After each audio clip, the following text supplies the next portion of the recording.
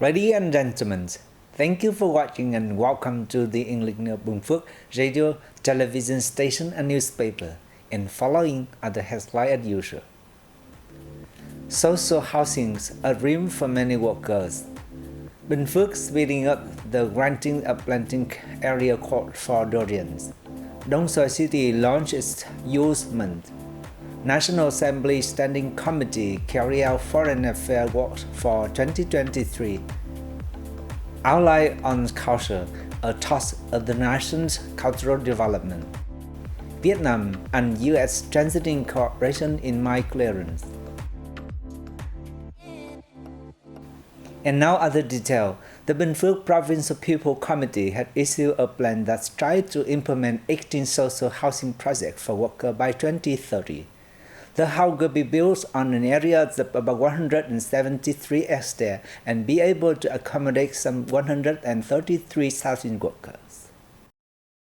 To realize the goal, the province is appealing for a credit package of about 110 trillion dong, equal to 10% of capital requirements from commercial banks in the 2022 to 2030 period. The package is expected to accelerate the construction of social housing for workers.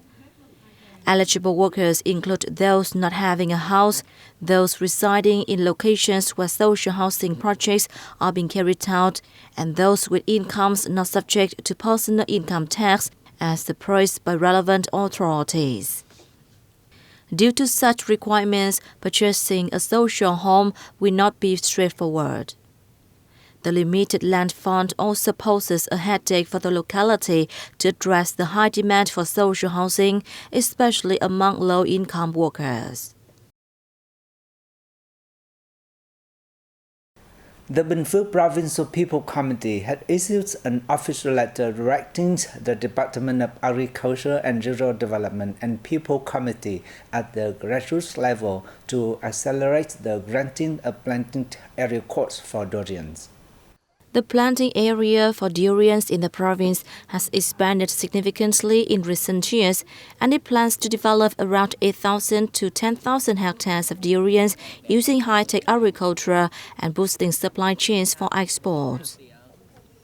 Bình Phước is now home to over 3,000 hectares of durians, more than 2,000 hectares of which are being harvested with an annual average output of nearly 2,000 tons.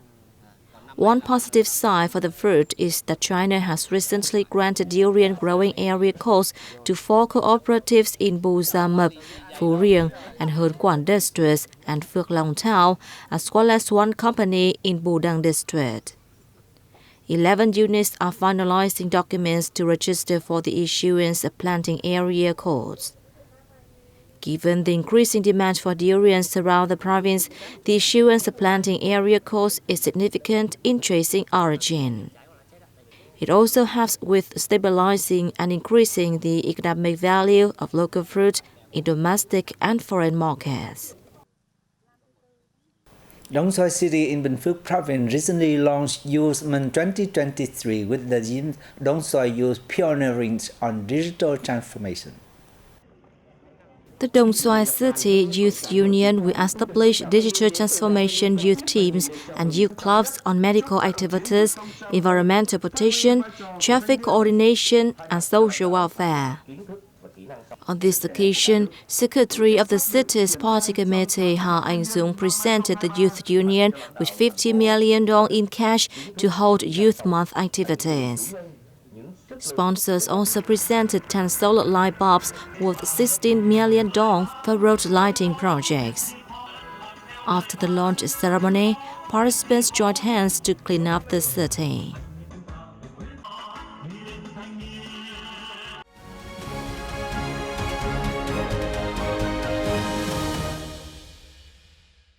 Ladies and gentlemen, a conference was held on February the 27th by the National Assembly Standing Committee to carry out the External Affairs work for 2023.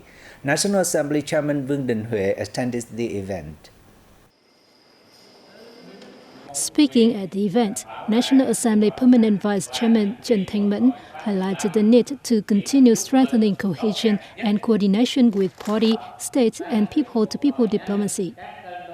In addition, it is necessary to bring into play parliamentary diplomacy in order to maximize synergy in implementing the country's foreign policy to ensure national interests, he added.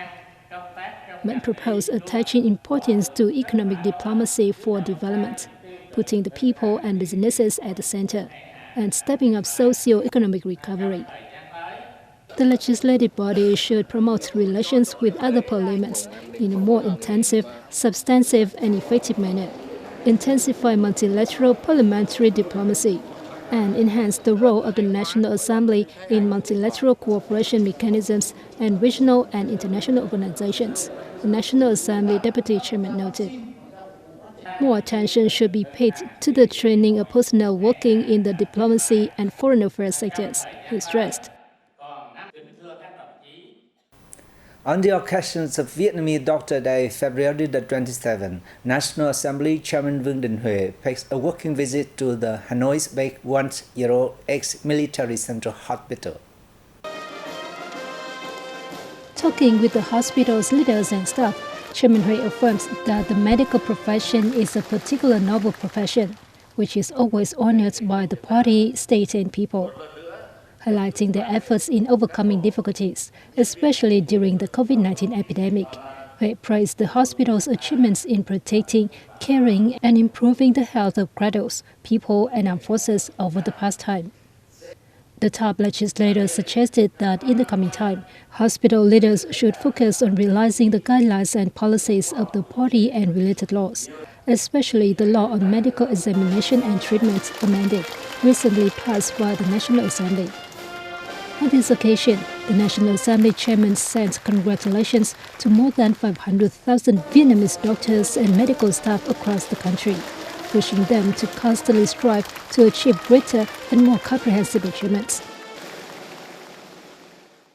A national workshop was held on February the 27th with the theme 80 years of our lives on Vietnamese Cultural Federation and motivation for national development. Addressing the event, President of the Ho Chi Minh National Academy of Politics, HCMA, and Chairman of the Central Theory Council Nguyen Xuan Thang highlighted the importance of the Outline on Vietnamese Culture 1945, drafted by Party General Secretary Truong Chin. The outline has created a consensus in awareness and ideology of culture among people, especially intellectuals and artists, and encouraged people's patriotism and devotion for the revolution, thus becoming a torch lighting the way for the development of a new culture, he stressed. Meanwhile, Minister of Culture, Sports and Tourism Nguyen Van Hung said, right from the introduction of the document, the idea of placing of people in the center and considering the people as the subject of creativity has shown that people development and cultural development are intertwined and inseparable goals. Thanks to the application of the principles of the document, positive progress has been seen in the inheritance and promotion of traditional cultural values of Vietnam, with the harmonious combination between cultural heritage conservation and development with economic development, contributing to strengthening Vietnam's soft power, he added. The leader of the defense minister worked with the U.S. ambassador to Vietnam, Mark Knapper, on February the 27th to discuss the ways to boost cooperation on the clearance of mines and excavations left from the war in Vietnam. Receiving the U.S. diplomat, Senior Lieutenant General Hoàng Xuân Chiến, Deputy Minister of National Defense, suggested the U.S. side continue to implement the commitments they have made to support Vietnam in the sector, including the construction of the mine clearance training ground according to the international mine action standards. The Senior Lieutenant General, who is also the chief of the standing agency of the National Steering Committee on the settlements of post-war unexploded ordnance and toxic chemical consequences, as the U.S. side expand the scope of the mining work outside the central provinces, striving from 2023 to 2028 to demine a total area of about 350,000 hectares. From 2013 until now, the U.S. has supported Vietnam to assess new technologies in the mining. The cleared land area increased rapidly, reaching nearly 500,000 hectares. And that's all for today on Bình Phước Radio, television station, and newspaper news. Once again, thanks for watching and goodbye for now.